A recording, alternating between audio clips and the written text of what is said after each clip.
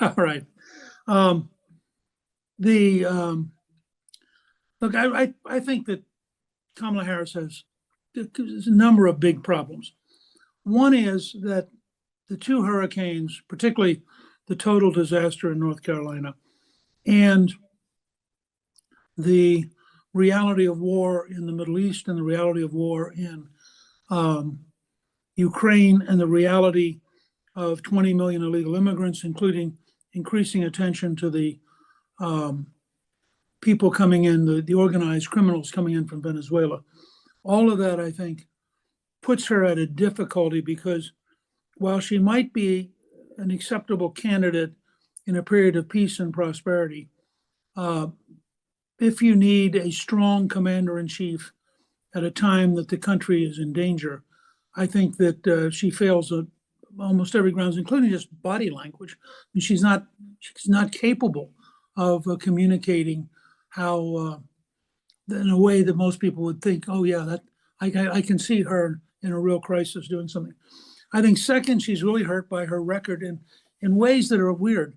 The fact that she has apparently not attended any of the hurricane briefings for 4 years, the fact that Governor DeSantis said the other day that she never called during any of the hurricanes in the years she was vice president until now, that it's a campaign issue. Um, all of that's just a reminder to people that in a lot of ways, she was not a serious person. She didn't do her job, but she didn't do her homework.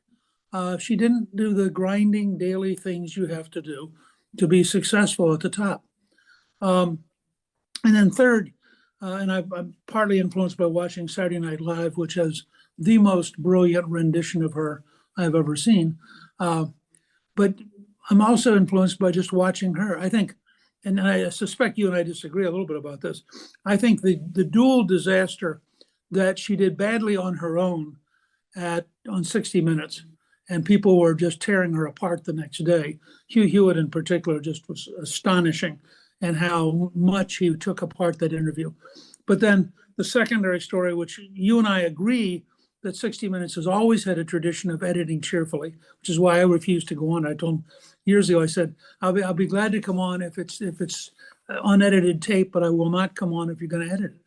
And they said, well, you're not coming on then.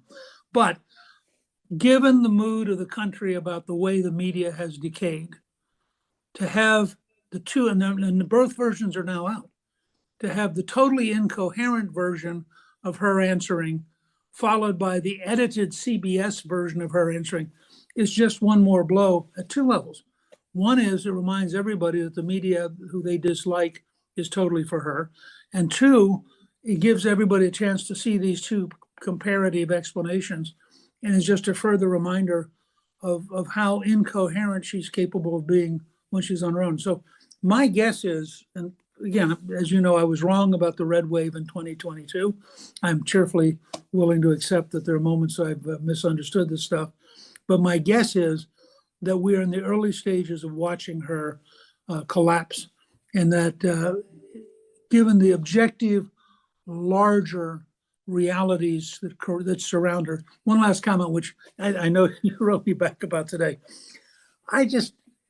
My hunch as a historian and occasional novelist is that sometime in the last 2 weeks, Joe and Jill looked at each other and thought, wouldn't it be a great legacy if Joe's the only guy ever to beat Trump?